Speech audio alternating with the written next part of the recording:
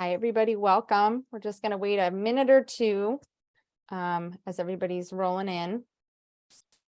And just a reminder, this training will be recorded and we will be sharing out the recording and the slide deck afterwards. So take notes if you want, but you're going to get the slide deck and a recording. Just going to wait a second. We have 70 people already, which is awesome. And a few more people are rolling in. Welcome back, Jamie. Oh, thank you. All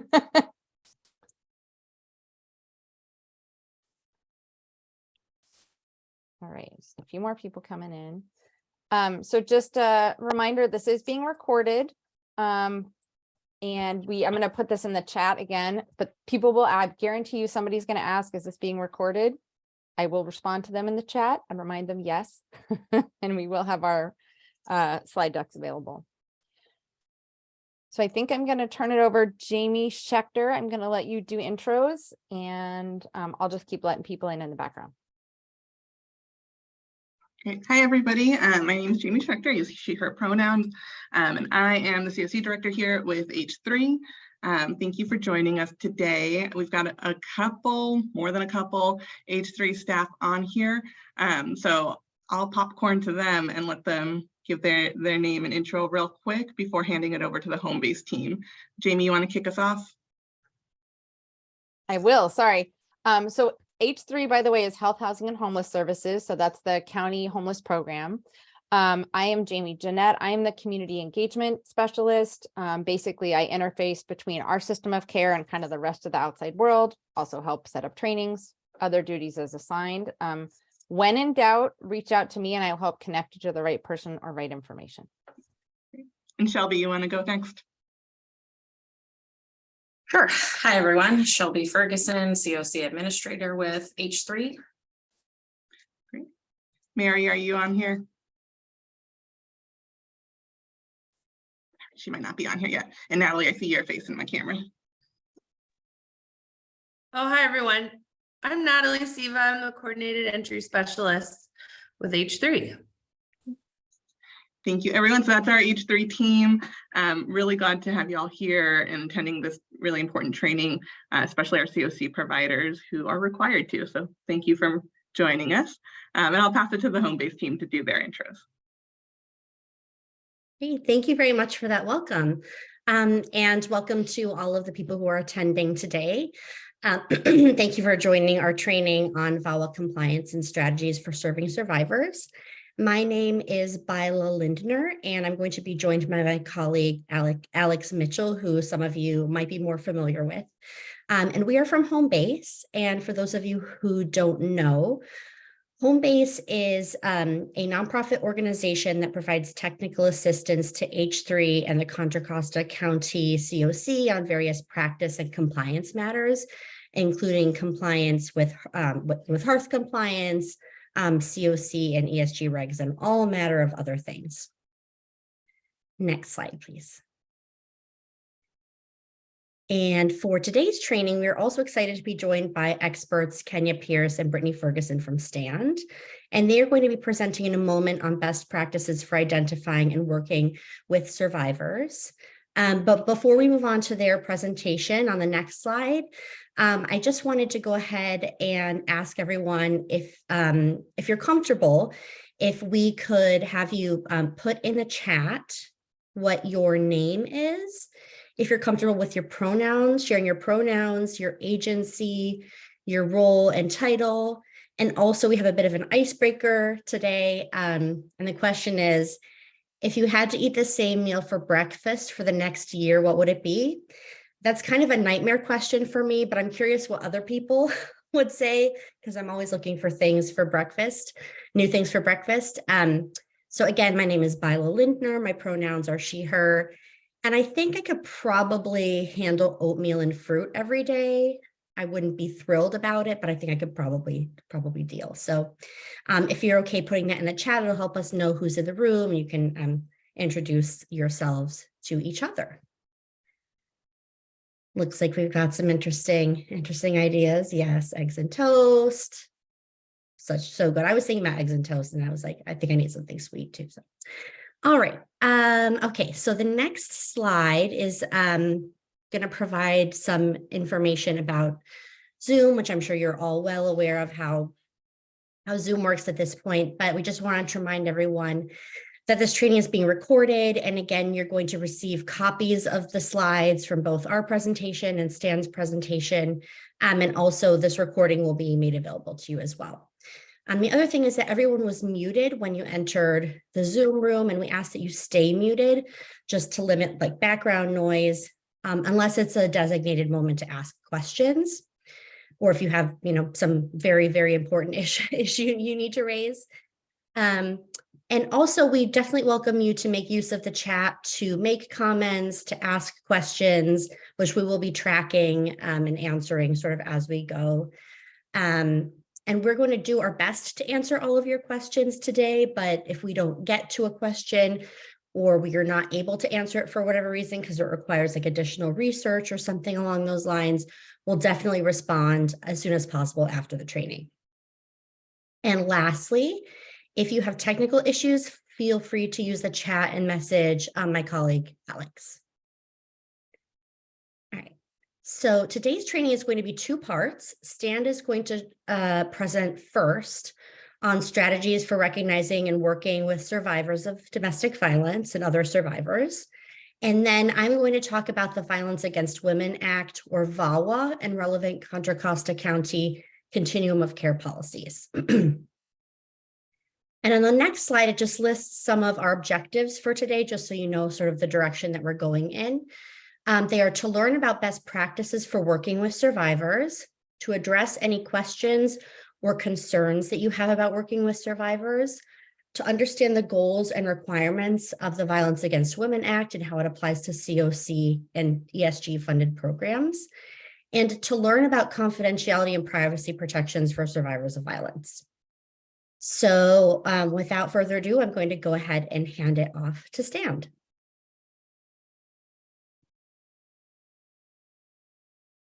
Hi, good morning, everyone. Hope everybody is having a good Monday so far.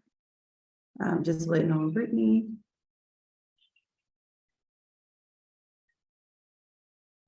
Can everybody see the screen? Yeah. Oh.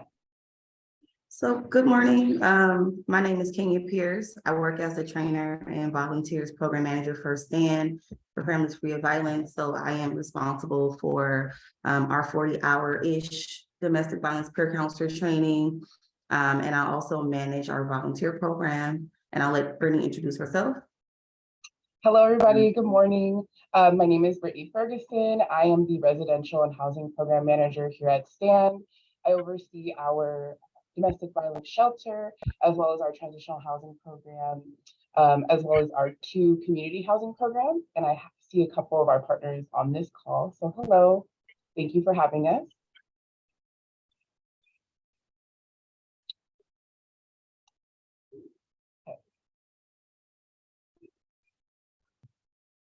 So in this presentation, we're going to learn a few things. We're going to learn about domestic violence. We're going to go over some definitions, some of the dynamics. We're going to explore STAN. So who are we? What services do we provide? We're going to talk about some of the housing barriers and also some of the protections, and then some of the safety considerations that we want to leave with you guys.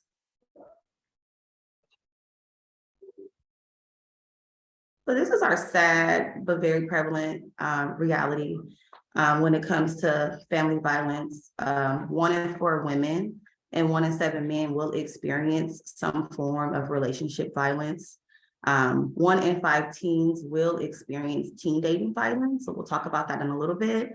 And then 5 million children in the United States live in homes where violence occurs. So this is an issue that touches us all. I'm going to give a trigger warning here. We're going to talk about some information that is sometimes difficult to hear. And we want everybody to take care of themselves in the best way that possible. Self-care is radical change. And so some things that we talk about in the presentation may activate you. So I'm encouraging everyone to be very aware of your body and how you are showing up in this training.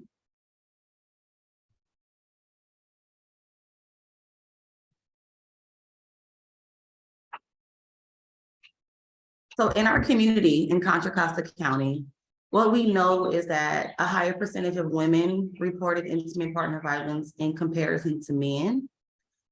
We know that between 2010 to 2019, there were 86 DV-related deaths, so including 11 homicides and 14 suicides.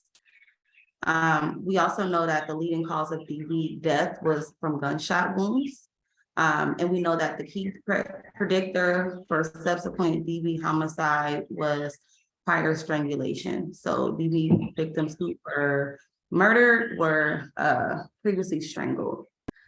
At STAN, we're the only comprehensive domestic violence agency within Contra Costa County. So you think about how big Contra Costa County is. We're the only agency, and we serve all families and all victims and we even serve the battered. So that's kind of different because we just believe that everybody kind of needs support.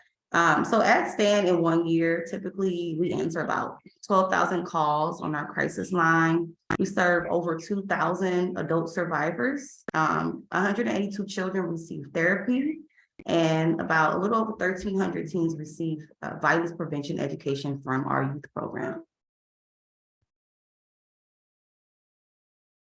So these are some of the terms that we use. We know that within I can speak.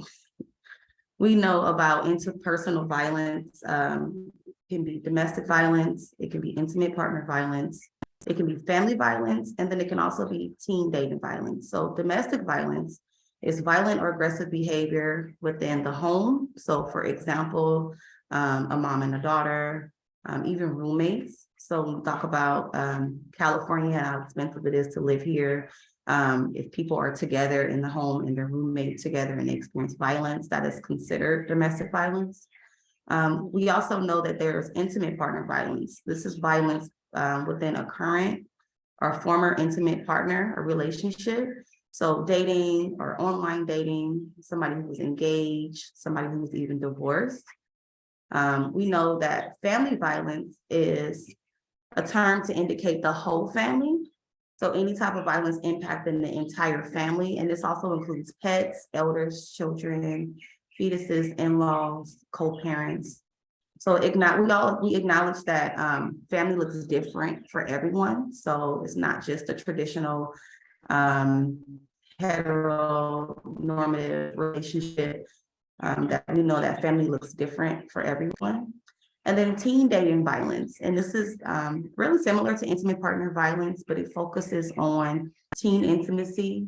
And it has its own sector because teenagers don't have the same types of resources that adults have when they're going through intimate partner violence. And so we like to categorize that separate as teen dating violence. So this is our definition of domestic violence. We know that domestic violence is learned. Now, where do we learn things from? Anybody can unmute or put in the chat. Where are the things that we learn? Our environment, Where we live, What else? TV, songs, our peers. School, Yeah. education. Family. I see the chat. Family, parents. Right, so anything, go ahead. From other DV experiences, absolutely. And then we know that domestic violence is a range of behaviors. So what types of range of behaviors do you think they were referring to? Emotional, physical, financial. Yep, anything mental, else? Mental. Verbal. Yeah. Emotional, sexual. And then we know that domestic violence is used in a pattern over time. Does anybody know why we look at the pattern of the relationship?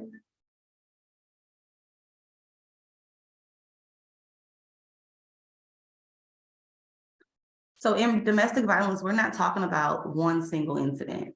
We're talking about the totality of the relationship. So we have survivors who say, I hit back. There was that one time where I fought back and I defended myself, but am I a batterer now? And our short answer is no. So we're not talking about one single incident. We're talking about who has used that pattern over time to establish power and control. So it's a learned range of behaviors used in a pattern over time to establish power and control. But this is big because, you know, lots of times we don't really know, you know, who's the survivor and who's the batterer. And so this kind of helps us to determine and even helps them to determine just where they are in the relationship. You can go, Brittany.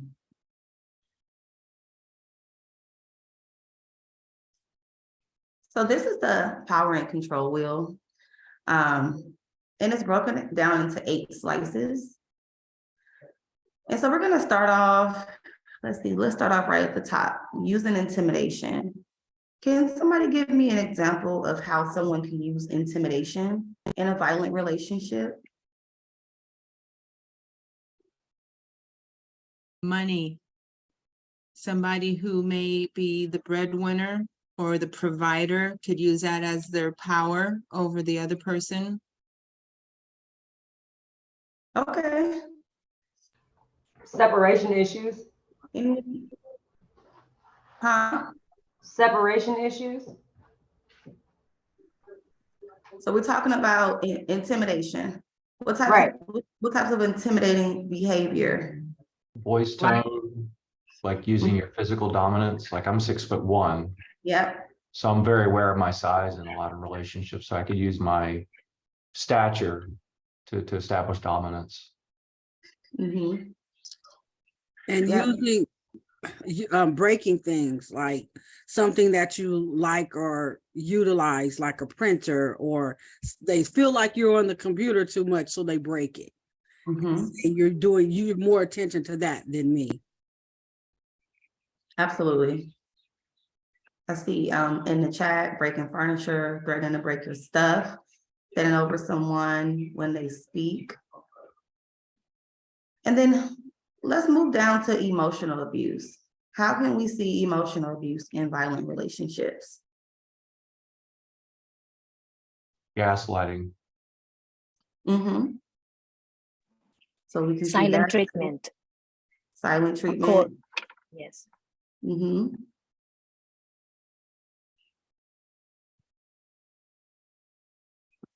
So playing mind games, calling you names, telling you that you're stupid, telling you not worth nothing, making you feel bad about yourself. Maybe somebody is struggling with their weight, constantly critiquing them, making them feel bad, blaming. Yeah. There's even the forcing somebody to change their appearance, or to change their habits even to fit into their abuse in a way. Yeah. And that could be very emotionally abusive. Okay, let's move right along. So when we talk about using isolation, how do we see isolation with the victims or survivors? Keeping people away from their friends and family. Mm-hmm. You can't go see your mom no more. You don't need your mom. You need to stay home with me. Threatening a loss of relationship if someone does something the other partner doesn't want. Like if you do this, there'll be consequences, withdrawal, love, to keep someone isolated. Mm-hmm. Physically isolating someone by moving far away from family or friends. And we've seen that before too, of, you know, they start off well and then they move to the country where no one, you know, where they didn't have any support, and now they're kind of roomed in with the batterer and abusive relationship. Who are you talking to? I heard you say you love them, or That wasn't a female. That wasn't your mother. That wasn't your sister. That wasn't, no, I know you're not talking to who you said you're talking to. Yeah, so definitely using jealousy, right? And to justify some of their actions.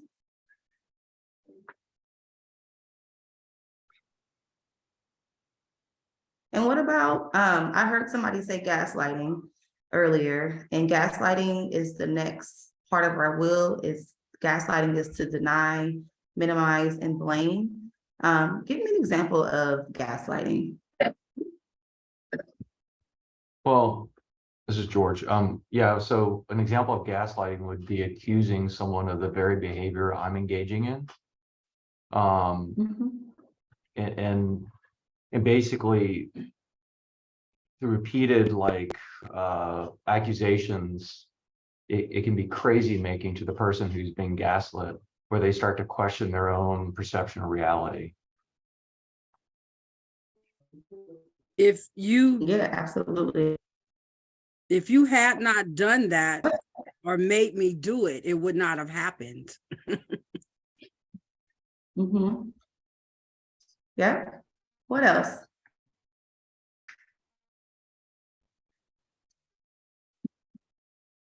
Or imagine the morning after a violent incident and saying, I didn't do that to you.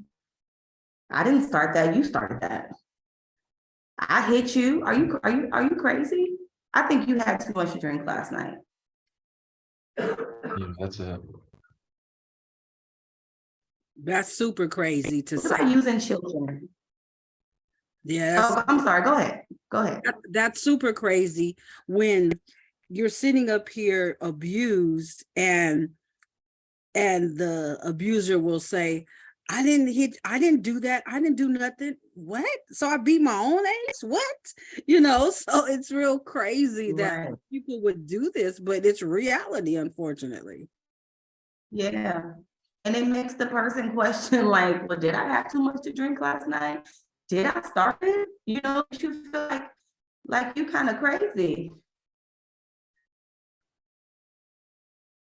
So what about using children? I've seen this a lot in my role, where people are using children to kind of use them as leverage. What are some examples of the ways people can use children?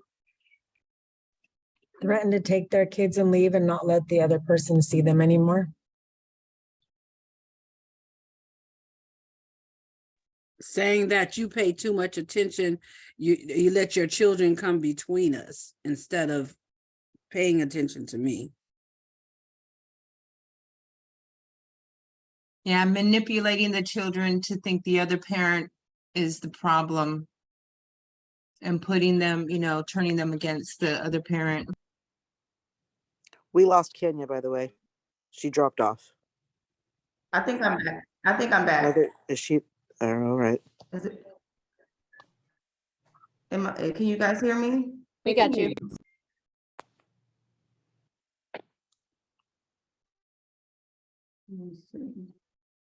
We can hear you.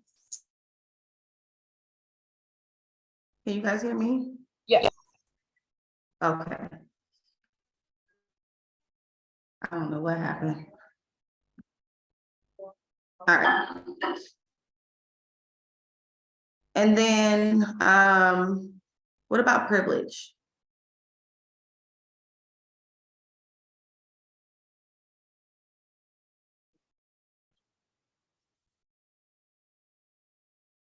Can you guys hear me? Yes. Okay. So what about using, traditionally we call it male privilege. Can somebody give me an example of a male privilege?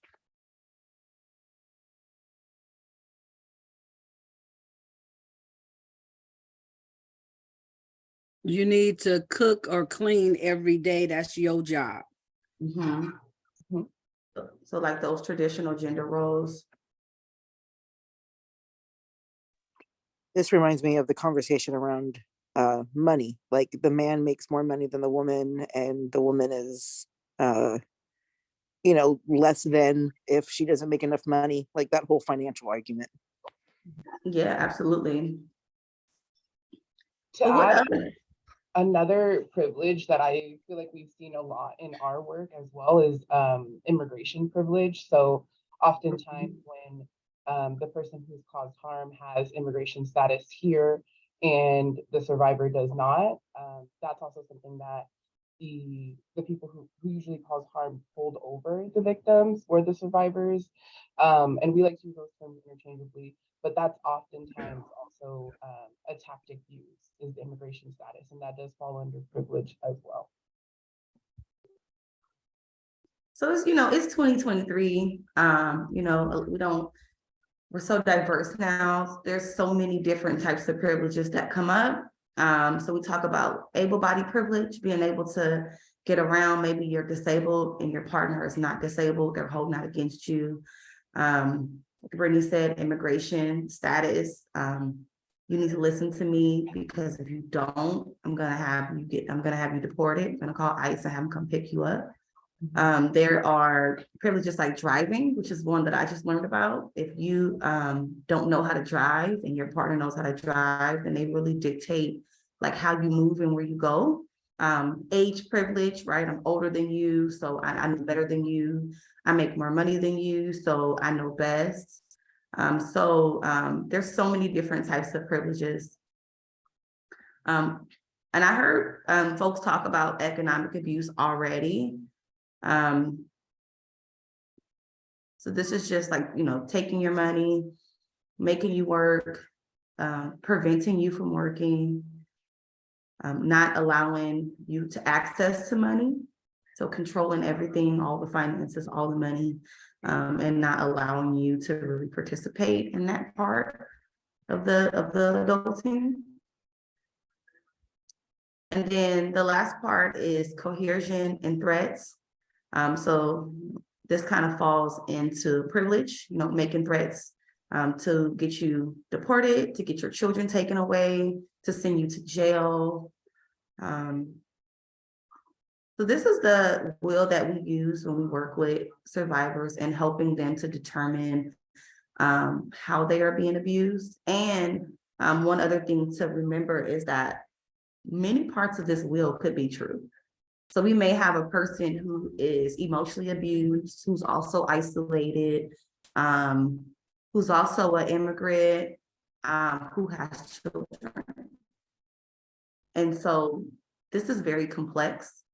So like I said, it's easy. I mean, that's easy. It's common for people's abuses to fall into more than one of the slices of this pie.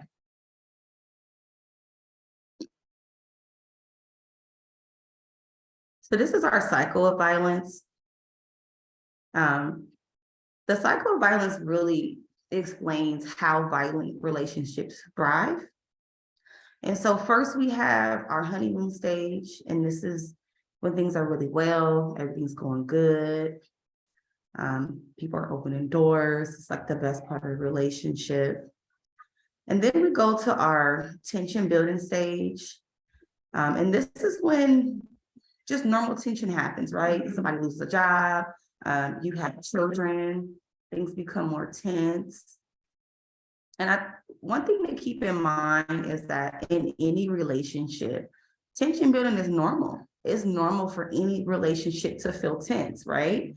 But what makes relationships violent is that people use violence as a form of communication instead of actually just communicating and talking about their feelings and talking through the issues that are bothering them. They use violence to establish that power and control. So I'm going to read a scenario, and then I want you guys to listen and see if you can identify where the honeymoon stage is in the story, where the tension building stage, and where the violence stage is. So Luis and Tamika met in college during a sociology class. Tamika has always been outgoing, while Luis has been more introverted. The two began to date, and in the beginning, it was great. They went on dates, and Tamika paid for most of the outings because Luis couldn't afford it. 1 month later, they moved in together, and that's when the relationship began to feel tense.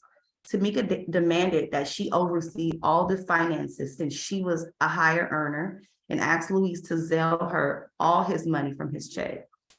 Luis didn't want to at first, but decided to go along with the plan because Tamika seemed frustrated when he opposed.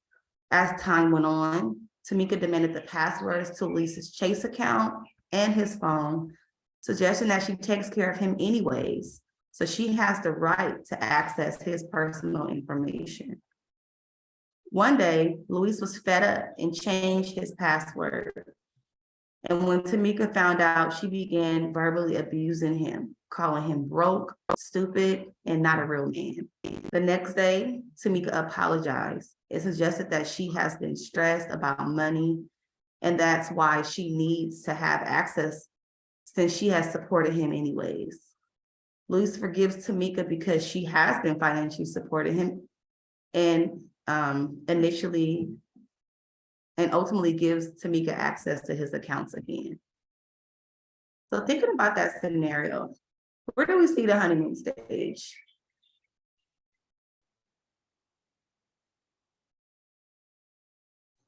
When they first met. Dating. When they first met, right? And then when did it become to feel, yeah, they were going on dates, right? Seems like they were having a good time. And then what happened? What made it feel tense? That's when she started to ask him for his passwords. When the control first started, as soon as the control first started, that's when the tension building started. And then that continued until he stopped, until he had enough and changed his password. That's when the violence began, started softly and then built. Yes, Yeah, I saw somebody. Yeah. When he's unable to financially carry weight that she felt he should carry. Big tension builder. She was suffering in silence and the tension was building within her. That's when she started to inflict the control over the finances because she was carrying the stress of the weight of financially supporting the both of them. I think the tension started even when they were dating because she was covering the bills anyways, like he didn't have the money. So that was the beginning of the abuse as far as I see it. Do we know that if Louise actually had money for the dates or she was just insisting on covering, you know, going out on dates, paying for food? Did the vignette say We know, that? yeah, we know that Tamika was a higher earner and Luis didn't really have it like that. Right. Okay. That's where the form of the abuse comes in, where she was controlling. She was, I got it, I'm gonna do it. And who knows if he ever was like, I got it, I'll do it. She's like, no, I got it.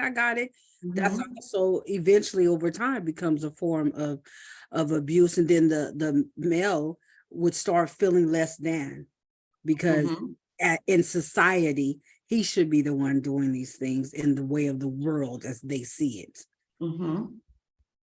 Candy, you have your hand up? Well, I mean, but if she's an abuser and if this is a pattern with her and she's not just working off of stress of taking care of him, wouldn't it be a motive pattern for her that she's looking for something to start her, you know, her mode of violence? If this is something she always does, isn't she going to be looking for something to start? Possibly. So sometimes people are looking and they look and find exactly the person that they're looking for, that maybe she needed to feel like she was important and she needed to feel like she was the boss. And so she found somebody who wasn't as financially fortunate as her. Yeah, that's what I was asking. Yeah. I saw somebody in the chat say that that they moved in together after only 1 month. So that's also like a red flag that we look at. And then where's the violence? When does it become violent? What does she do?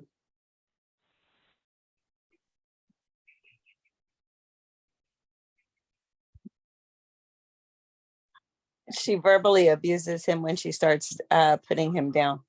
and emotionally traumatizing him. Yeah. And we could also possibly look at isolation, financial abuse. So there's like multiple factors in there. Yeah. And then after the violence, we come into a second honeymoon stage. And you know, where's the second honeymoon stage in this scenario? What happened after the fight? When she apologizes. But she uses gaslighting, right? Like, She but making this is excuse. why I need things. Right. And she makes excuses of making excuses of why she does what she does. And kind of her excuse is kind of making him the reason for the way she is. So, yeah, round circle. And I see somebody in the chat, Renee says that he gave her access again, which she did. And so this is just a snippet of how violent relationships thrive. One thing to keep in mind is it takes abusive partners an average of 7 times to leave an abusive relationship. And that's because the honeymoon stage feels so great, right? Nobody wants to believe that their relationship ended up like not great. People want to believe that the people who they fell in love with do love them and they are sorry and that they won't do it again. As the relationship continues, we start to see that honeymoon stage ultimately disappears, where it just goes from tension to violence. And this makes it very dangerous. What we know about DV homicides is 70% of DV homicides occur after the relationship is over. And so when we have questions about why doesn't he just leave or why doesn't she just leave, because it's dangerous. Because when you leave, the statistics say that you get killed. We can go to the next slide. So this is Stan's approach. We're very trauma informed and client centered. We're not trying to re-traumatize clients. We understand that clients come with their own strengths. We have free and voluntary programs and services, which create safe spaces with confidentiality. We're culturally responsive, so we understand that if we have somebody who our demographic doesn't identify with them, that we'll still serve them, but we also want to make sure that they know that there are other agencies out there who they can speak to somebody who speaks in their language and who could possibly identify more with some of the cultural backgrounds that they have. And we're part of a larger network of community, and we're also in the field.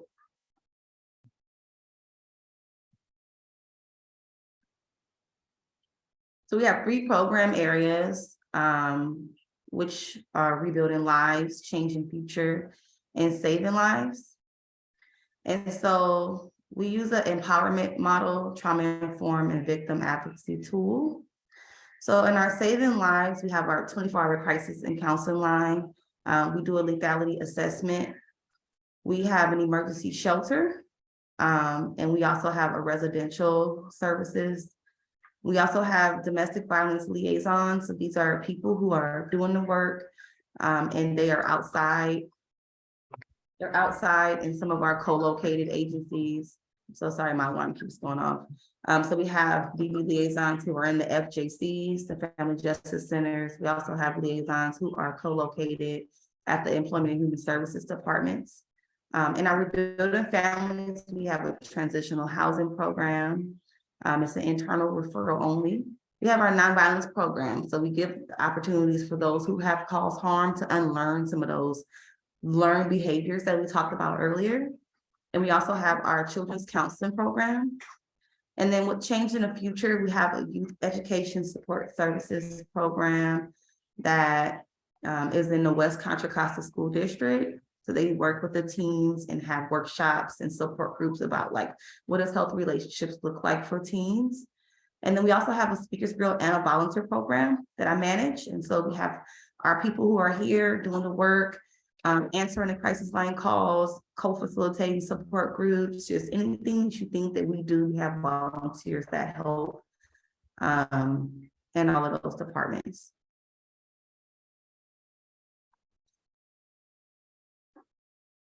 So STAND DV liaisons, we do have legal advocacy and support. We will go to court with clients if they are getting a restraining order or have a child custody case or have a family law case. We don't provide legal advice, but we do inform clients about the legal process, about safety planning. We accompany them. We refer to other victim resources. We provide one-on-one peer counseling and then safety planning even after the DVRO is enforced, to make sure that people have safety planning when it comes to co-parenting, and just other things that you would need to frequent the person who has caused harm. Alrighty, so we're going to shift gears a little bit, talking about some housing barriers specific to domestic violence victims and survivors. So overall, as you can see, there's many barriers for leaving a domestic violence relationship. And as Kenya mentioned, 70% of DV homicides occur after the relationship is over, making leaving the most dangerous time. And so having that conversation with the clients over the crisis line, informing them about that. One other aspect that we haven't mentioned yet is that we do safety plan, and there's different categories for safety planning. So there's a safety plan for when the survivors are about to leave, right when they're going to leave, after they left, and then if they return back. And so that's also something to think about as well. But overall, the housing barriers that we commonly see are low income, still living with the abuser, right? So the client may be calling the crisis line, reaching out for some assistance, seeking any sort of advice as to how to leave, or if they do leave, what is out there for them really. Again, thinking back to why a lot of survivors don't leave, has to do with a lot of financial dependency on the person who has caused them harm. That's a lot of the times the person who is the breadwinner, that's the person who's paying the rent in the house. And so oftentimes what we do see is that our clients are coming through our channels with either poor references or bad references, renter's history, lack of steady employment. And again, that could be partnered with the financial abuse, is that they've either worked part-time or they're unable to keep a steady job because of the relationship. The abuser doesn't let them, frequent outside of the house. Maintaining confidentiality from the abuser is another barrier, because oftentimes what we do see, this is something that has come up in our community housing programs, is that when we do have a client be placed in their new housing, we find them housing, get them moved in, and then that confidentiality is broken with the abuser. The abuser, essentially finds out where they are, is another barrier to serving our clients who've experienced domestic violence, especially with housing. Credit history, financial abuse. Again, that's another tactic that we've seen oftentimes that our clients come through, is that they've either had their abuser take credit cards out in their name, loans out in their name. And so by the time that they leave and they're applying for apartments or they're trying to find housing, it's very difficult because of that score. And then the violence, again, escalates after leaving, and that is the most dangerous time. I want everybody to remember that once they leave this presentation. Okay, again, I touched on this very briefly. So no to low income. Oftentimes we see folks coming through with no employment history. They're either not allowed to work or they do not have authorization to work in the United States. So that could be they're undocumented and they legally cannot work here. We see that quite often. They've been a stay-at-home parent for most of their either adult life or most of their relationship with their abuser. And so, they don't have much work history to have on a resume. Childcare is a huge barrier, even for some of our folks who are receiving, programs like CalWorks and things like that. Subsidies don't always cover the cost of childcare. And so oftentimes our clients are pretty much plagued with the decision of childcare or for working really. And then oftentimes, because they are low income, they don't qualify for the rent requirements of 3 times the rent. And living here in the Bay Area, everyone knows it's extremely expensive. And so, oftentimes our clients are coming through with very low income and they're unable to meet the 3 times the rent.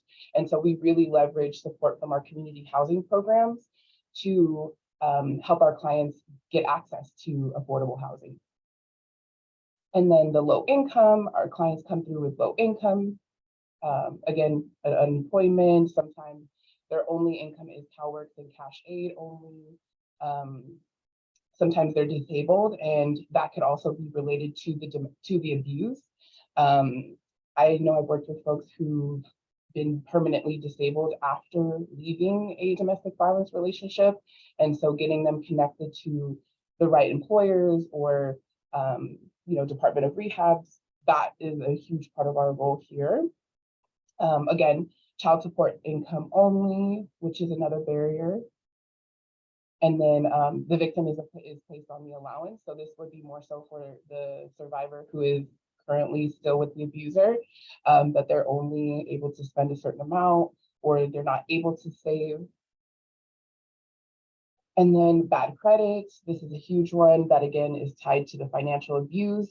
This could also show up in unpaid bills under the victim's name. So like, let's say, for example, the victim had PG&E under their name and they owe PG&E. So before we get them housed, going over, making sure that they're able to pay the PG&E that has been back in order to get them set up in their new place has been a challenge as well. Again, the abuser has taken out loans in the victim's name. This is something that we commonly see, credit cards, again, evictions and identity theft.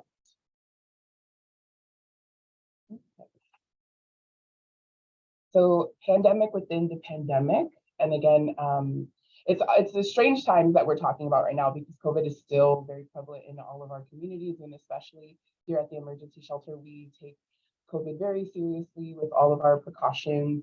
And so nearly 40% of the callers have lost their childcare. And these are, when we say callers, these are all of the folks who are coming through our crisis line channel, which is pretty much the lifeline of our organization. A lot of calls cycle through crisis line, and 27% of those identified housing as their primary concern. 70% reported that their mental health was worse than before the pandemic. 62% reported a significant loss of income. And so that also shows up in not being able to work during the pandemic or having to become a stay-at-home parent due to lack of childcare. And again, these statistics are still pretty prevalent, even coming out of post-pandemic time, being in post-pandemic time, excuse me. And 20% of the callers reported no access to basic survival supplies like food and water for themselves and their children at the time of the call. And STAN has seen an increase in high-risk, high lethality incidents. And again, these are still pretty prevalent, even in post-pandemic times. Can anybody also talk a little bit about what would be, or in any of the work that you all are doing, how has the pandemic impacted the lives of the folks that you are all serving? You can put that in the chat, or anybody can popcorn out if they'd like.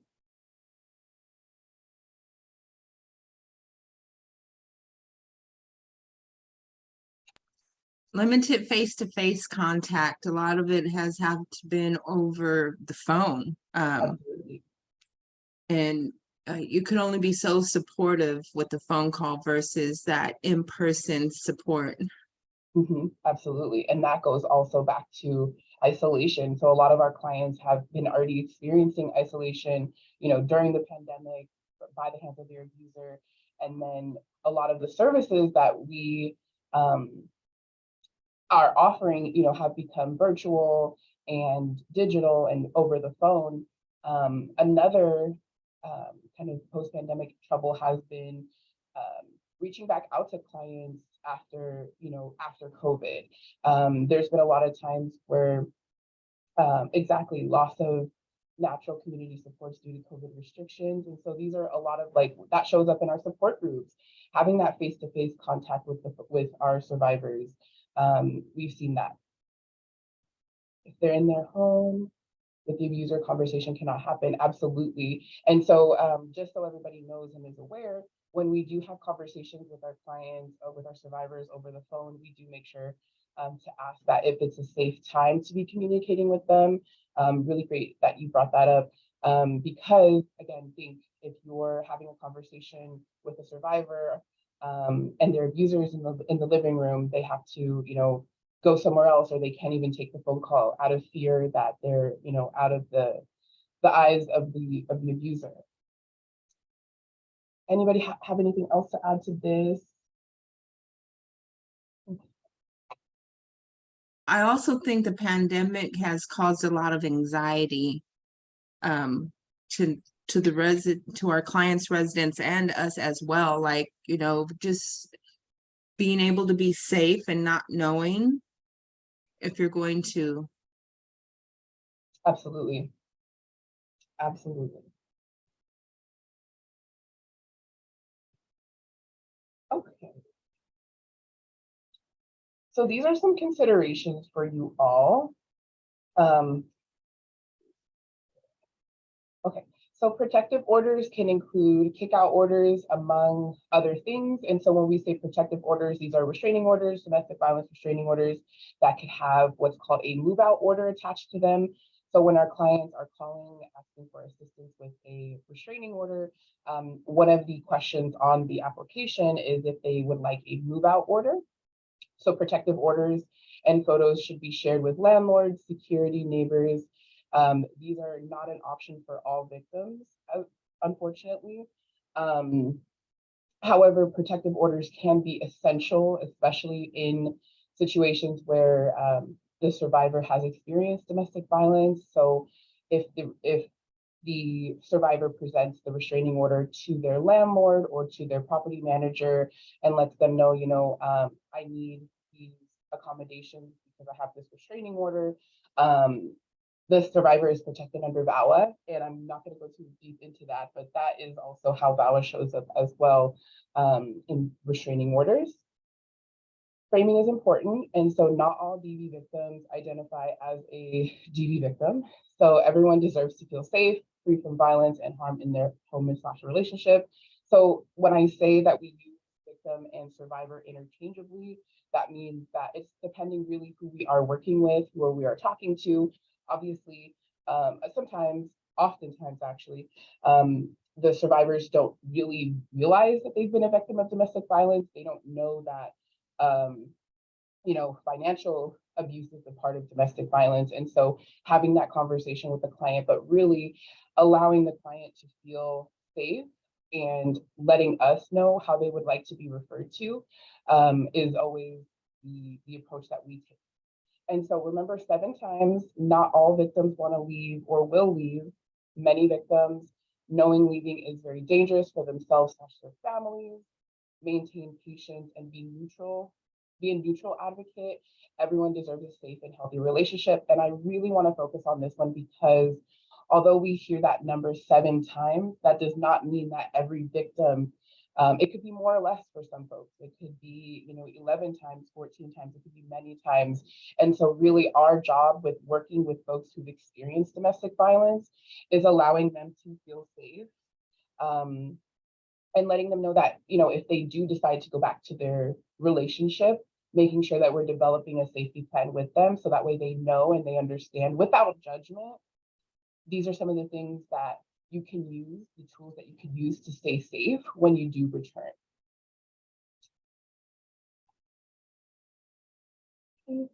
Introduce STAND and provide safe options. STAND supports people who are experiencing unhealthy and violent relationships. The crisis line is 24/7 with access to over 100 languages. Crisis line also has an email for deaf and hard of hearing for safety, or also for safety reasons. Offer a phone call or offer to call with them You may just be planting a seed. And so really what that last bullet was, is that if you are working with, or maybe you've worked with a client for a long time, and you start noticing, that they are, not showing up to appointments, or when you ask them about how things are happening, how things are going in their home, you start to see some red flags, or you just get a feeling that that they might need some additional support. Route them to our crisis line. And again, the planting the seed could just be letting them know, like, hey, this is a resource that's out there. A lot of people don't know that, we're out here. A lot of people don't realize that, we are the only DV shelter in Contra Costa County.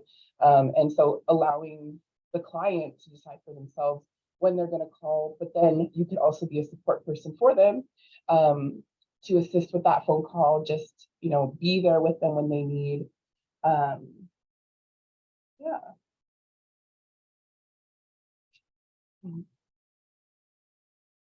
Okay, and I kind of touched on that in my previous section here, but when to refer clients over to STAND. So for example, the client shares that they are experiencing relationship violence and they want support. The client shares that the minor children or self-need, or that they themselves need additional support in healing. The client shares that person who has caused harm is violating the restraining order by stalking them, visiting their home, workplace without permission.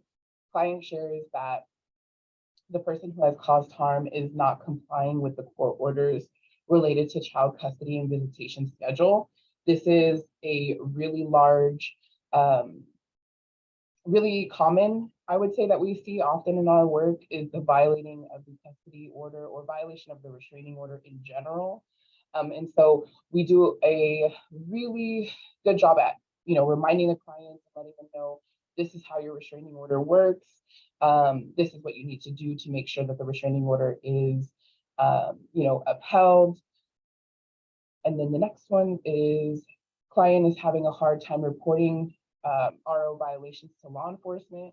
And so a lot of the times that's what we do. A part of our work with talking about restraining orders with our clients is that letting them know that when there is a violation of the restraining order, of the court order, that a police report needs to be made in order for the violation to be documented, really, and that could be used in later proceedings in court.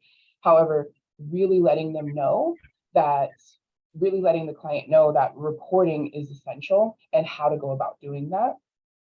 The next one is, hey, Brittany, we got about 1 minute. Okay. So either way, these are just some references that we use, and any questions that you all might have. This is the crisis line information, as well as mine and Kenya's contact information here. So if you guys have any questions, or if you need to route any clients over, this is the crisis line. It'll be the best way to access services. So sorry, I could talk all day about this.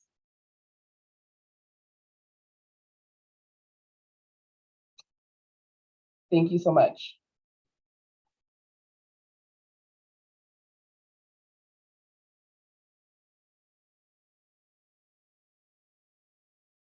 And for anybody asking, we are going to be sharing the slides as well at the end of this. Okay, thank you. Does anyone have any other questions for Kenya or Brittany? Now would be a great time to ask them. We have a few extra moments.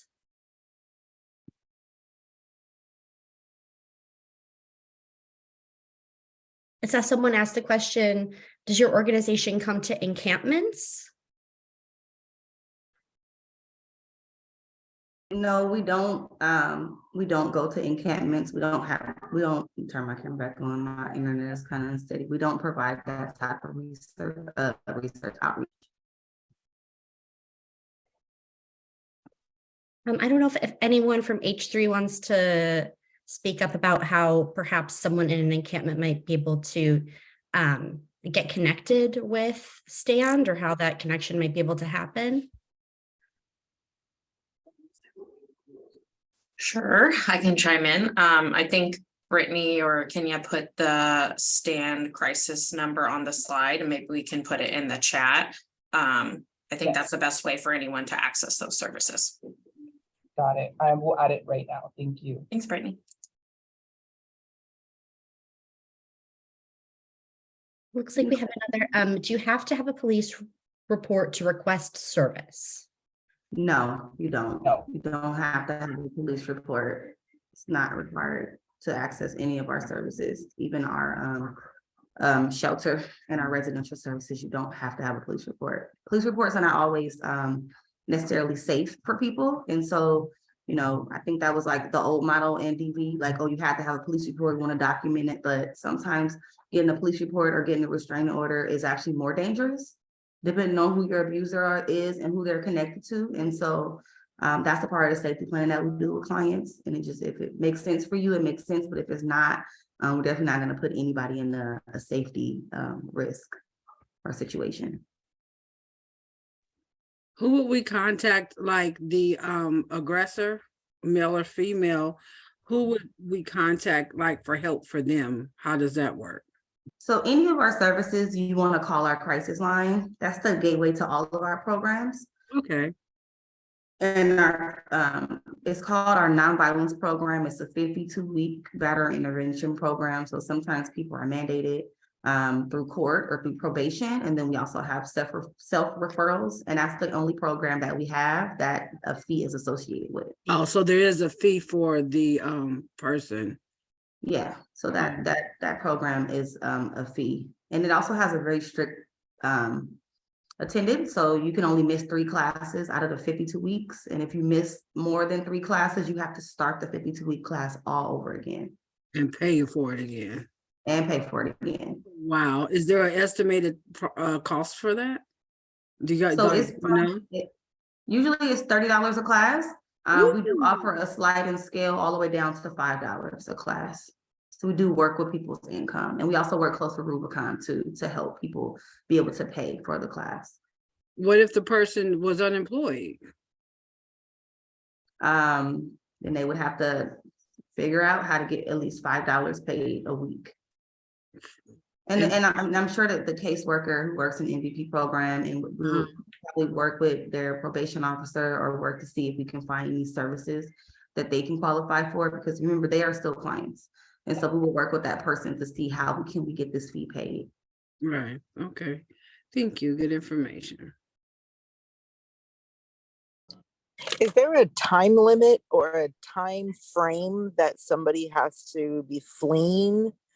Or is there's like a window that they were able to flee on their own, but then they still need, like, what's that time frame? Like, do they have to be like 2 weeks of fleeing to get services, or? It's not about time frame. We just look at who is immediately in danger. And so depends on like your situation, and it doesn't have to be like the incident happened last night, because if the person is stalking you and if the person is like cyber stalking you and, you know, doing all these things that are very still aggressive and violent, then you're still in immediate danger. And so we don't necessarily look at the timeline. We just look at like what's going on in the relationship and how violent is it and what is your risk for lethality. And that's only for shelter. You don't any of our other programs, you don't necessarily have to we don't look at that at all. Anybody at any point of their healing can join like a support group or can get a liaison to help them just have some peer-to-peer interaction to process what they've been experiencing. My question is, how do we get more education to our police departments and help them to understand that psychological and emotional abuse is as bad as physical violence, and get them to get on board with helping us when we come and ask for civil standby to be able to get somebody out of the house. I recently had an incident where I had learned that primarily it was emotional and psychological abuse. It escalated to him kicking out her taillights, and that was caught on camera. However, APD didn't want to get involved 5 days later and spoke to the victim with, well, how come you didn't call us then, or there's nothing that we can do now? So what do we do about getting them more educated, because they didn't consider emotional and psychological abuse actually abuse? I knew you was talking about ENIAC when you said it. Training, I think, yeah, It's I a heard larger, before. go Go ahead, Brittany. I was gonna say I think that's a larger conversation that we who work in domestic violence or who work with survivors in general experience often. And oftentimes, what I feel like with that is it's a larger conversation is the short answer. I feel like we do partner a part of our lethality program with certain jurisdictions here in Contra Costa County as far as our lethality program. So with that program, if a police officer calls with a survivor and does a lethality assessment, we're able to route our clients to services. I thought you must be good. However, not all jurisdictions are in participation with that. And so really it would be having a larger conversation with our city councils, with our police departments, the chief of polices, to maybe host a training to them, to let them know, what domestic violence is, because I feel like a lot of the time law enforcement have a really baseline understanding of what domestic violence is. And so oftentimes as advocates, we find ourselves educating officers or law enforcement on domestic violence. But really good question. But it goes back to a larger conversation essentially. I hope that we can get these conversations going so that way we could be more of a benefit to our people out there in need. Absolutely. Thank you. Lisa, I see your hand up. I had a quick question, sorry. Regarding Violence Against Women's Act, I understand a lot of times when we are reporting to stand about a domestic violence incident, it is only it is only accepted if the domestic was his partner. But sometimes we have issues when it's a brother or a sister or a dad or someone or a neighbor or even a roommate that is abusing them. What other options do we have in helping them get away from the aggressor? If we can't bring them to stand, where else could we possibly place them or call? Who do we call in those kind of instances? You can still call stand. They can still get a liaison. They can still talk to somebody on a crisis and counseling line. The only limitation that we have is for our residential program only focuses on intimate partner violence, but they could access any of the other services that we provide. Okay, all right, thank you. Mm-hmm.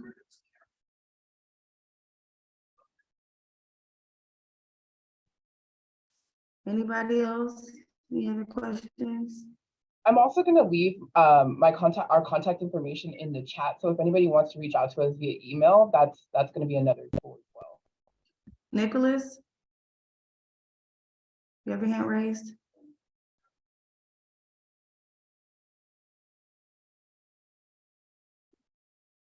Nicholas Carter?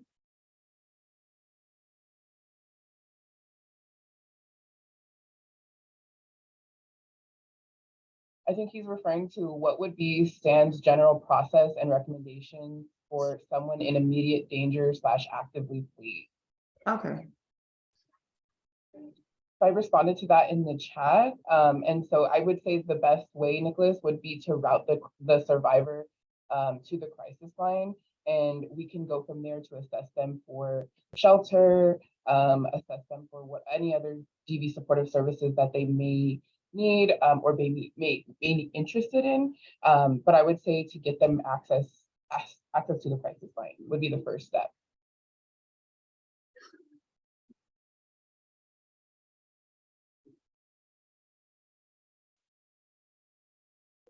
Any other questions?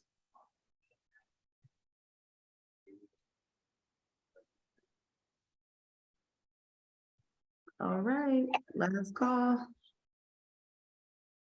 All right. Thank you so much for having us. And like Brittany said, she's gonna put our contact information. Please reach out if you need support, if you need support with a client, you need support with yourself. Also, we do community education presentations to our partners. And so those are the things that I coordinate. So if you're interested in hearing like a mini presentation like this to an agency that you're working with, please send me an email so we can get that scheduled. And that is usually something that we do free of charge for our community partners. So please reach out and let me know so we can get it scheduled if you're interested. Thank you both so much for the presentation and for joining us today. It was really, really a great presentation, and I think everyone learned a lot. Thanks again for joining us. Okay, so moving forward now to the Violence Against Women Act. Just a preface that this is going to be a little bit dry because we're talking about rules and regulations, so bear with me. But before we get to the Violence Against Women Act requirements, I wanted to give you a brief overview of what VAWA is, including its historical and ideological context and some definitions. So the Violence Against Women Act was a landmark legislation that was passed for the first time in 1994. And it was actually just reauthorized again in 2022, adding some really interesting provisions, which I'll talk about in just a little bit. But it was essentially passed initially in recognition of the fact that interpersonal violence was a huge national issue and that a federal response was necessary. So the provisions in VAWA are really vast, and housing is just one small part of it. But today we are going to focus on those VAWA housing provisions, which were implemented by HUD's final rule for VAWA, which was issued on November 6, 2016. And the ideals behind the rule are that everyone should have a home free of violence, and that our community should work to decrease instances of homelessness caused by violence. And before we move on, I wanted to quickly acknowledge, as Stan, brought up, that, well, I think they didn't say this specifically, but I think this was sort of, part of the conversation, is that there has been some criticism of VAWA on the ground that it prioritizes law enforcement responses as the only answer to ending interpersonal violence. You have to call the police, you have to get an order of protection, you have to try to prosecute the person who's harmed you, et cetera. And a lot of the funding for VAWA has gone to funding law enforcement actions rather than centering solutions on survivors and their diverse responses and needs. And sometimes that includes not wanting to call law enforcement for many, many reasons. So again, that doesn't really touch upon what we're going to focus on today because it has to do with other parts of VAWA, but I just wanted to take a moment to acknowledge it because it's part of the ongoing discourse around the Violence Against Women Act. All right, so whom does VAWA protect? VAWA protects survivors of domestic violence, stalking, dating violence, and sexual assault. And it protects survivors regardless of sex, gender, race, national origin, or sexual orientation. So this means that even though it's called the Violence Against Women Act, it's not just about women. VAWA protects all sexes and all genders. And a couple of additional things to know. Alleged perpetrators do not have to have been convicted of a crime for survivors to be protected. And VAWA also protects people affiliated with survivors. So their children, their spouses, siblings, parents, and anyone else residing in the home with the survivor. Now we're going to talk about some of VAWA's specific definitions because the Act has its own definitions. And it defines domestic violence. And actually, this was just recently changed, this definition in 2022. So it's felony or misdemeanor crimes committed under the family or domestic violence laws of the jurisdiction receiving grant funding, committed by a current or former spouse or intimate partner of the survivor, or by a person with whom the survivor shares a child in common, or by a person who is cohabitating with or has cohabitated with the survivor as a spouse or intimate partner, or by any other person where the violence is committed against an adult or youth that is protected by domestic or family violence laws of the jurisdiction. So that is just a very complicated definition of domestic violence. I think they're trying to make it broader sort of every time it's reauthorized. This time they specifically said that domestic violence includes economic abuse and technological abuse. So in the past, I think that was something people might have had to argue for, but now it's explicitly defined as part of the abuse. Okay, VAWA also defines dating violence as violence committed by a person who is or has been in a social relationship of a romantic or intimate nature with the survivor, sexual assault, any non-consensual sexual act prescribed by law, including when the survivor lacks capacity to consent, for example, because they're too young. Stalking, which is conduct directed at a specific person that would cause a reasonable person to fear for the person's safety or the safety of others, or would cause them substantial emotional distress. So I want to note that in this training, I'm going to be using the term survivor to sort of encompass any type of survivor of domestic violence, dating violence, sexual assault, or stalking. Okay, and there's one question here. Does VAWA apply to the broader definition of DV in regard to the relationship between the abuser and victim, or just IPV? So the question is whether it is just about intimate partner violence. Is that the question? I think, just want to make sure I'm understanding the question. I think, Nicholas, that you asked. Yes, okay. No, it is not just intimate partner violence. As you can see, it applies to the people who are affiliated with the survivor. It's also youth and older people who are protected by certain laws. So it is not just about intimate partner violence necessarily. Okay. And someone asked, is VAWA only for renters? What about homeowners? So VAWA is in this, for HUD's purposes, we're talking about, and I'll get to that more in the next few slides, is really just about protecting survivors in programs that are HUD funded, right? So we're not talking about all programs. I think there might be some HUD funded programs that are covered that perhaps have to do with home ownership, but I'm not totally sure about that. Okay, so HUD's VAWA final rule. So now that we've done this overview of VAWA, I want to zoom into the HUD final rule that applied VAWA to certain HUD funded programs, including CoC and ESG funded programs. And in this section, I've broken down the final rule's key safeguards into 3 sections: core housing protections, emergency transfer plans, and required notices and contract terms. On the next slide, the core housing protections, this provides an overview of what HUD considers their core VAWA housing protections. So the first one is that survivors cannot be evicted or denied housing solely because of their status as survivors. And survivors cannot be evicted or denied housing solely based on factors directly related to victimization.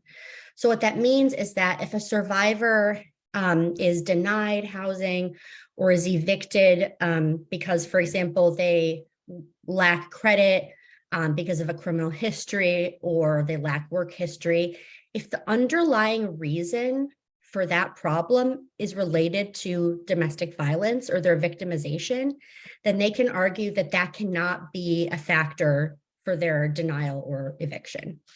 And that is really important because this helps mitigate or offset some of the financial and social harm that can come up when survivors experience that can impact their housing stability. Okay, so the next slide talks about limitations of VAWA protections. So a program participant may be evicted or have assistance terminated for any violation not based on an act of DV or violence against the tenant or an affiliated individual, so long as the tenant is not subjected to a more demanding standard than other tenants in determining whether to evict or terminate assistance. So this is essentially saying you can evict survivors based on something that doesn't have to do with their being survivors, so long as you don't ask them to do more than you, or ask more of them than you would ask of somebody else, right? So this is really about preventing discrimination against survivors.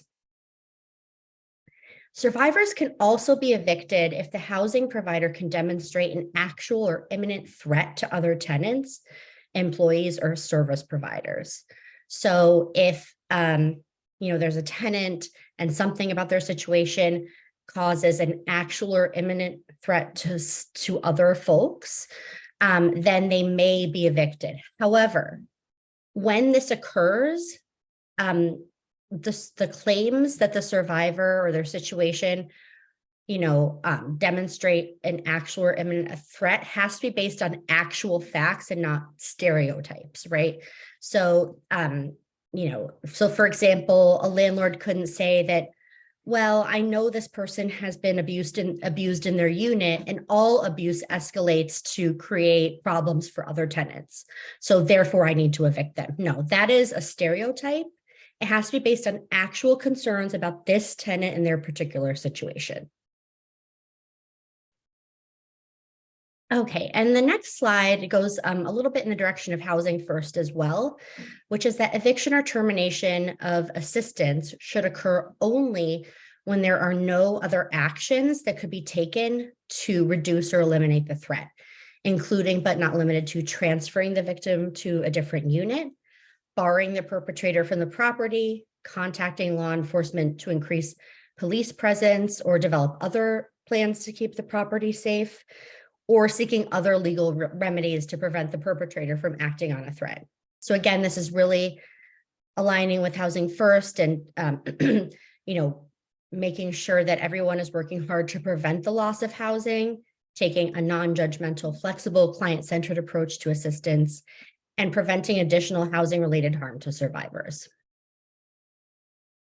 The next slide talks about one legal option that might be available to help keep survivors in their homes, which is to ask the landlord, if there is a landlord, or for your program, if it's your program as the housing provider, to bifurcate or split the lease, which essentially means that they are evicting the perpetrator and allowing the survivor to stay. They're splitting the lease.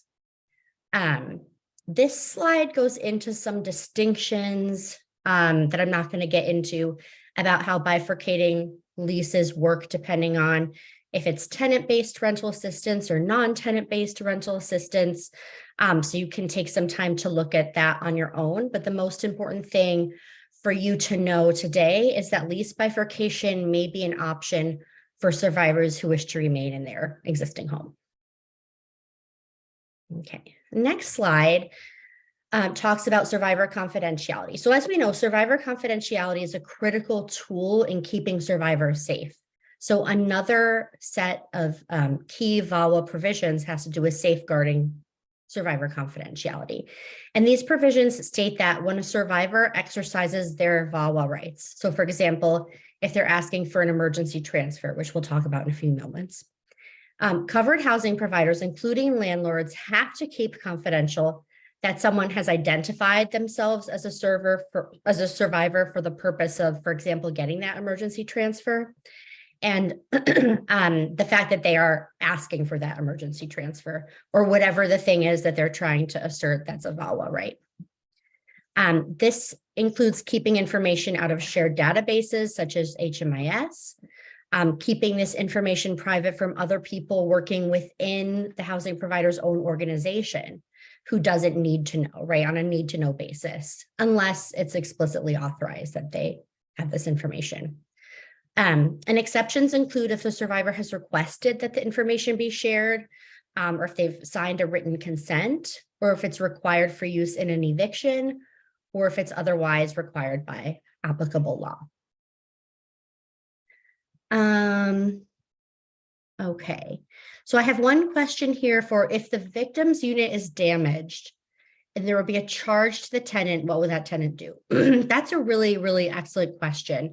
I'm going to go ahead and put a pin in that. And I think perhaps, Alex, we can note this question because I think I know the answer, but I just want to make sure that I know the answer before I answer it.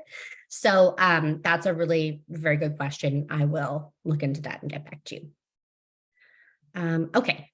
So before we move on, I wanted to provide a bit of information that about some of the new provisions that came up in the 2022 VAWA reauthorization. So like I said, it was just reauthorized, and this reauthorization has some pretty big changes. Past reauthorizations have had some little tweaks here and there to the housing provisions, but these are pretty major.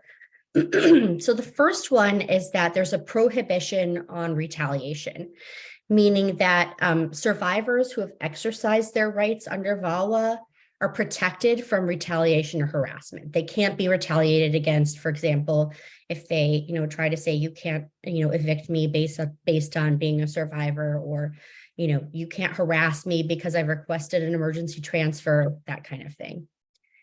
Another really, really big one, and this is huge, I can't overstate this, is there's now a right to report crimes and emergencies. So I don't know how many folks are familiar with jurisdictions that have crime-free ordinances and nuisance laws, but essentially this kind of counteracts those.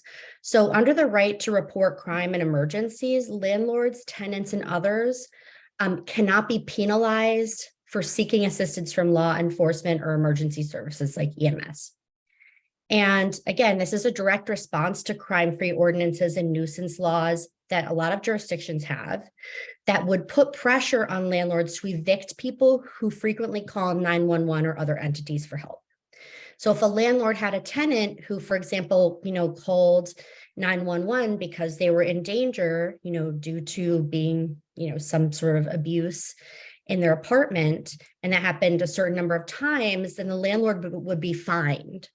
And then they would be pressured to evict the survivor. That's just one example of how these laws can play out. So now this was enacted, and it actually applies to all housing providers, not just the usual VAWA providers, the VAWA covered providers that are HUD funded.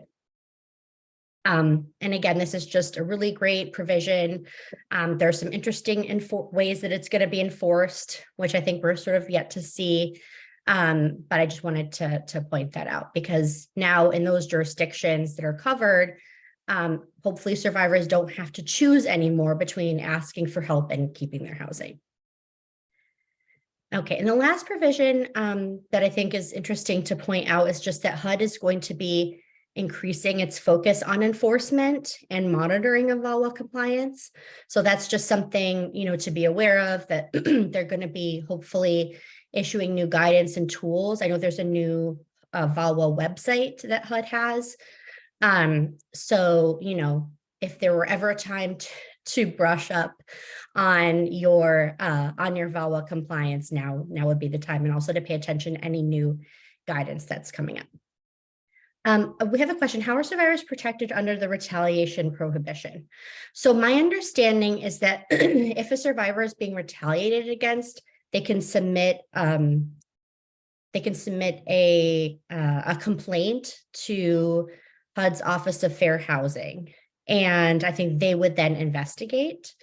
Again, this is all sort of new, and I think there might be regulations that are going to be, or notices that are going to be issued that sort of help spell out like how all this is going to be implemented. And I think HUD has until some date in 2024 to issue all of that stuff. But my understanding is that it is going to go through HUD's Office of Fair Housing. Okay. Any questions so far? I know I went through quickly. Okay, if the survivor fell behind on rent before moving into new housing, can the management charge the survivor for unpaid rent? I don't see any reason why not. They're not evicting someone doesn't sound like they're evicting someone based on being a survivor or denying housing to someone based on being a survivor. yeah, I'm not really seeing where the VAWA protections would protect someone from having to pay unpaid rent.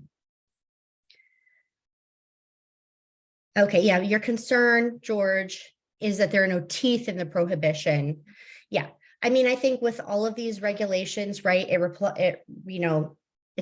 going to require the survivor to report the issue and for HUD to take the action. I don't know if if there will be other enforcement mechanisms, if perhaps at some point survivors will be able to enforce them themselves. But right now, I think it's all being done through HUD. But it does sound like HUD's Office of Fair Housing is getting really beefed up and strengthened, getting prepared for some of these compliance issues. So perhaps they'll have more teeth than they ever have before. That's what I'm thinking based on what I've read. Okay, so a follow-up to the question about falling behind on rent. The tenant is claiming it's because of the abuser. Again, I'm not really sure that I'm seeing the VAWA connection there because it's about past due rent. But let me take a note of that and think about that a little bit, and then perhaps something will come to me if I think about it a little more creatively. Thank you for that question, those questions. Anyone have any other questions?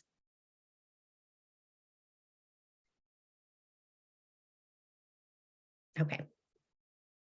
Now we're going to talk about VAWA emergency transfers in CoC and ESG funded programs. For those of you who are not already familiar, VAWA emergency transfers are supposed to quickly relocate survivors receiving assistance who either believe there is an imminent threat of harm from further violence should they remain in their home, or if they were recently sexually assaulted in their home. They can also request a transfer. And the next slide provides just some key terms for dealing with emergency transfers. So the first one is internal emergency transfer, and that's where the emergency relocation of a tenant to another unit where the tenant would not be a new applicant. So for example, within the same program, one program has 2 units and they just transfer between the units. An external emergency transfer is where the emergency relocation to another unit would require the tenant to be considered a new applicant. So having to, for example, possibly go, apply to another program. And then a safe unit is defined as a unit that the survivor believes in safe, right? We're centering the survivor's experience, their knowledge about their own safety, which is, they're the ones who know best. So this is not about what the program feels is safe, or the landlord feels is safe, or their survivor's sister thinks is safe. This is the survivor has decided that this is a safe unit. Okay, so emergency transfers, the requirements for CoCs. So broadly speaking, CoCs have an obligation to establish emergency transfer plans to quickly relocate survivors, to make the emergency transfer plan available to tenants in the public, and to keep a record of all emergency transfers and outcomes for all those requests for 5 years and report to HUD annually. And the next slide goes into what your CoC's emergency transfer plan looks like. So your emergency transfer plan in Contra Costa is in the Contra Costa County Continuum of Care written standards. Now, my understanding is that the written standards are currently being updated, and there may be changes to the emergency transfer policy in the pipeline.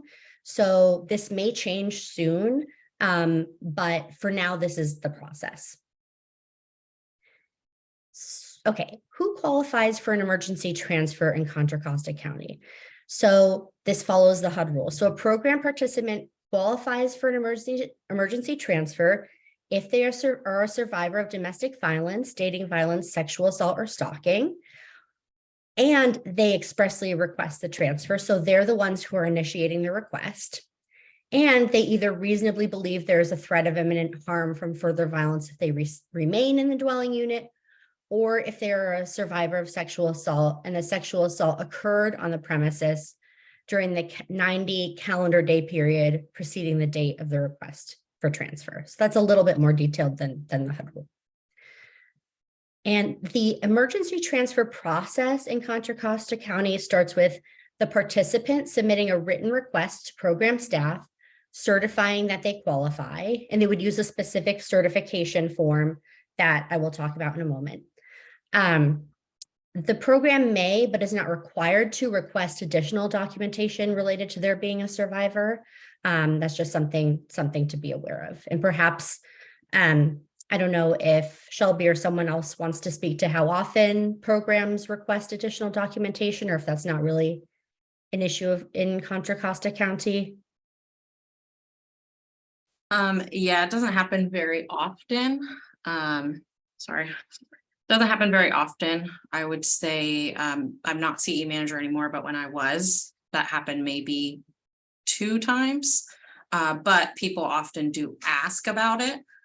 And I know hopefully this will be changing slightly to make it a little bit easier on providers, but more to come on that. But yeah, it didn't happen very often, maybe 2, tops 3 times. Okay, thank you.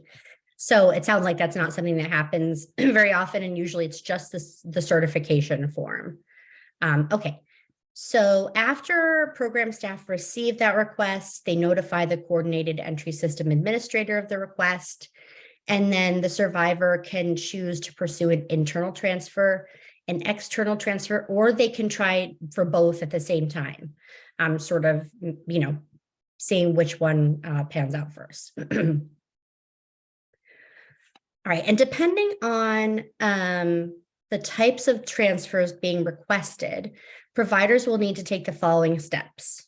For internal transfers, program staff should take immediate steps to effectuate the transfer. The participant has the same priority as the program would afford to any other internal transfers. And if a safe unit is unavailable, programs must then offer the participant the option to continue to wait in the unit until an external transfer is available, or until an internal transfer is available. They can also request an external transfer, or they can pursue the internal and external transfers at the same time. The process for external transfers is that the coordinated entry system manager facilitates this. They facilitate the referral of the participant to the next available safe unit, their coordinated entry system. So these folks are, bumped up to the top. And the participant has priority over all other applicants, provided they meet the eligibility requirements of the new program. And the household retains their original homeless status for purposes of eligibility. Someone asked, is this only for HUD? Is that Housing Authority and or PSH programs? So VAWA applies to many, if not, I think the current reauthorization is basically like, it basically applies to all HUD funded programs. I think maybe with the exception of a few. So VAWA at large applies to all housing programs that are funded by HUD, including Housing Authority, Section 8, et cetera. The emergency transfer process that we're going over right now is just the CoC's written standards that have to do with transfers within CoC and ESG funded programs. Hope that makes sense. The Housing Authority probably has their own emergency transfer process, although I could be wrong about that. But that's possible. What if they're living in a PBV unit?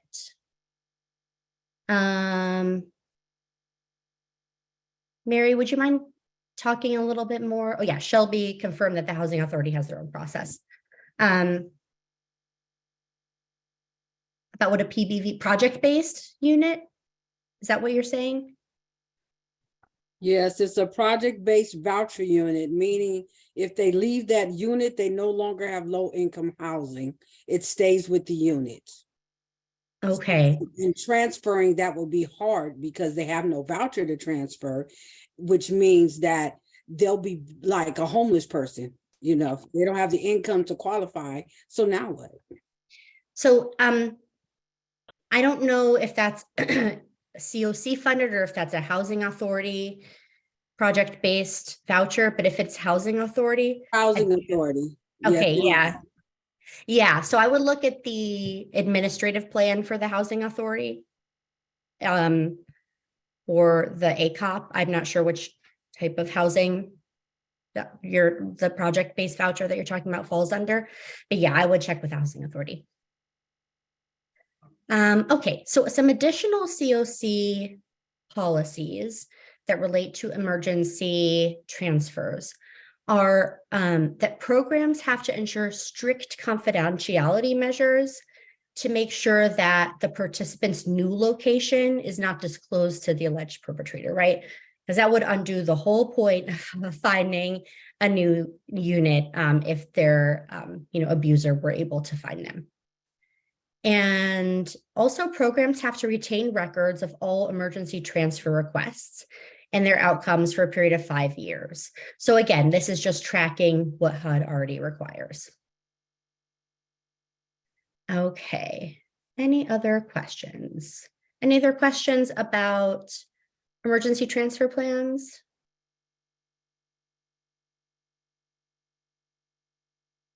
Okay.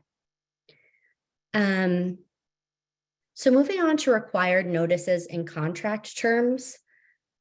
These slides provide an overview of the required terms that have to be in all various rental agreements with CoC and ESG funded units, as well as notices that have to be provided to all program participants, regardless if they have already identified as a survivor. All households receiving CoC and ESG funded assistance must receive 2 documents, a notice of occupancy rights and a certification form, and they have to receive them at each of the following times. When the household is denied assistance, right? So if they apply and they're denied, when the household is admitted to the program, when the household receives notification of an eviction, and when the household is notified of termination of assistance. And the reason for that is those are some key times when they may want to exercise their VAWA rights, right? You can't terminate my assistance. You can't evict me. You can't deny me access. And an admittance, the reason for giving people the notice is also because, you never know who a survivor is going to be. Interpersonal violence and other forms of violence covered by VAWA are very unpredictable. And so you need to provide these documents to everyone so that whoever ends up needing them has the documents. So the notice of occupancy rights, one of the documents you have to provide, explains VAWA protections to the person, including their right to confidentiality and some of the limitations of the VAWA protections. The HUD portal has a model form that people can use that's available in different languages. And then the certification form is the form that clients use to document that they're a survivor of violence, sexual assault, or stalking, often for the purposes of requesting an emergency transfer. And I believe that there's also a model form on the HUD website for certification forms as well. All right, this slide breaks down some of the terms that have to be in various types of contracts and agreements like leases. I'm not going to go through this slide because, first of all, it's very dense, as you can see. It doesn't lend itself well to this type of presentation. And most programs have already dealt with this and addressed compliance with this issue by using VAWA lease addendums with all of the agreements they have with landlords, so on and so forth. However, this slide is here for you if you want to take a moment to review it and you have questions. Also, if you take a look later on, you can always reach out to us with any questions that you have to follow up. Okay, so some key compliance takeaways before we wrap up. Recipients and landlords cannot discriminate against survivors in denying assistance, terminating assistance, or evicting tenants. CoCs must have emergency transfer plans to quickly relocate survivors. Programs and landlords have to strictly safeguard survivor confidentiality. HUD does not require survivors to document their status beyond as survivors beyond the certification form. But if COCs decide to do so, they can ask for more documentation, although there are some limits on that. Survivors must be provided, well, all folks have to be provided with a notice of occupancy rights and certification forms when they're denied assistance, admitted to programs, terminated from programs, or notified of eviction proceedings. And VAWA requires certain terms to be added to agreements between landlords and recipients and participants, and participants and landlords. And again, a lot of programs have already addressed this through using HUD's VAWA addendum. All right, does anyone have questions?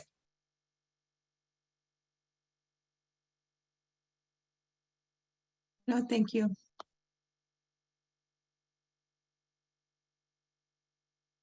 Either I have bored you beyond belief, or you are blown away and just speechless. Okay, well, if you think of any questions, please feel free to email us at this email address, and we will get back to you as soon as we can. And I'm going to pass it off to Alex, who I think has a couple of last words. Thanks all. Oh, thank you, Viola. I just wanted to say thank you so much for everyone for being here. And as Viola said, if anybody has any follow-up questions, please send them to this email. And we will also be sending a follow-up satisfaction survey in regards to the training. So keep an eye out for that. And Alex, I actually just dropped it in the chat, but we're also going to send it out with an email in case folks have dropped off or didn't have a chance to fill it out. Perfect. Thank you so much, Jamie. But yep, that is all we have for today. Have a good day, everyone. Thank you for your time, everyone. Thanks, everyone. And I'm going to just drop this quick survey in the chat again. It's just a quick, helps us understand if we're meeting your needs, if there are other information you want about this topic. Thanks for a great training, y'all. Thank you. Thank you. This was very good information. Thank you so much. Great information. Thank